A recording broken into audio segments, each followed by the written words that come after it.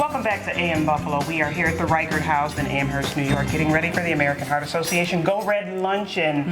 And Emily, I'm sure everyone at home is going to be inspired when they hear Fatima Matthews' story, because Fatima, your story is amazing, but that's what this luncheon is all about, yes, right? It's about sharing stories, inspiring others, raising awareness, and hopefully getting people to be generous, because these programs are so important, correct? Very important, very important. They definitely help in the community, absolutely. So Fatima, tell us your story. Back in 2009, well, I'll start at the beginning. In 2002, I had a little girl. She, about 14 years ago, beautiful baby girl. Everything was perfect. I had a little swelling, things of that nature, but pretty much everything was okay. 6 weeks after giving birth, I have postpartum cardiomyopathy.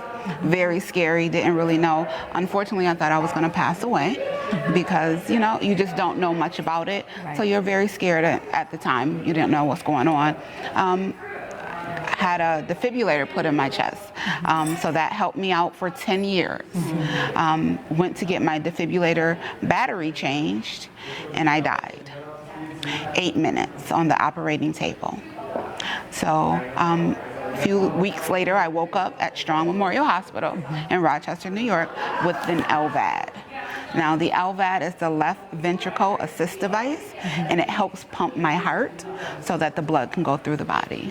You mentioned something, because I actually got to look at a preview of what you were going to be talking about here at the luncheon, and you speak to this device, how important it is to your life, and how you have to fit it into your daily life, because it's external to your body, but also internal. So could you explain how important the LVAD is? Yeah, so the LVAD is a wonderful machine. It has 2 batteries and a controller, and I fit it in this little bag here. I try to be stylish, but it is very, very important to my everyday. I have to wear it because it is connected inside, and it comes outside. And I have, at night, I plug up to the wall, and I change my batteries maybe every 12 to 18 hours.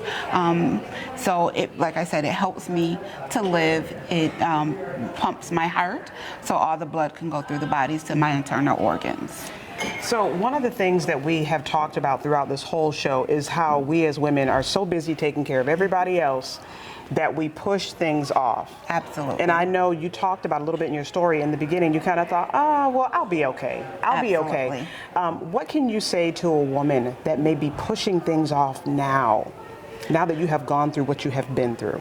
I have been through a lot in the last couple of years, and the number one thing that I would say is know your body, trust yourself. If you feel there is something wrong, take yourself to a doctor, and if the doctor isn't doing what you think is correct or what you think is right, ask questions. Get a second opinion if you can, but ask as many questions as you can so that you will feel more comfortable with what's going on.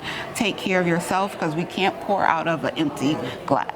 Yes, I appreciate you. I just need everybody to know this. We appreciate you being here to tell this story, because not everybody can make it out to the luncheon to hear your story. And the details that you shared there, absolutely amazing. And I can't wait for people to hear your story here. But for folks out there, if they want to learn more about you, learn everything that you've been through, because this is an example of really where the money goes. Research, devices, new devices that come out. Tell them where they can find that information. Well, I have my own business. It is called Strong Heart to Soul. I've started it recently. I have a website, stronghearttosoul.com. You can see me there. You can email me, contact me by telephone, and you can also see some videos and stories about the LVAD device and my life story as well.